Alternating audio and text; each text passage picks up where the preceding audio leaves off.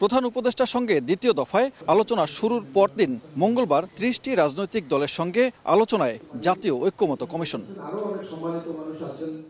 সকাল ১১টায় BNP, Jamaat, NCP সহ দলগুলোর নেতারা আলোচনায় অংশ নেন। এ সময় কমিশনের সহসভাপতি আলী রিয়াজ বলেন, আলোচনার মাধ্যমে ঐক্যমতের বিষয়গুলো সনদে ঠাঁই পাবে।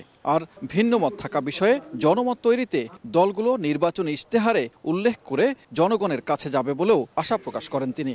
এক এক দিন ৩টে বা ৪টে বিষয় নিয়ে আলোচনা করবে যতটা সময় প্রয়োজন হয়। আমাদের লক্ষ্য হচ্ছে এই ৩টে বা ৪টা বিষয়ে এক জায়গায় আসা। সেটা যে সবসময় একমত হতে পারবো তা নয়, ক্ষেত্র বিশেষে একমত হওয়া যাবে, ক্ষেত্র বিশেষ হয়তো পারা যাবে না। দ্বিতীয় দফায় বৈঠকে আলোচনার বিষয়বস্তু সংবিধানের ৭০ অনুচ্ছেদ তথা দলের বিপক্ষে ভোটদান, নিম্নকক্ষে নারীদের ১০০ আসন, তত্ত্বাবধায়ক সরকার, সংসদে স্থায়ী কমিটি।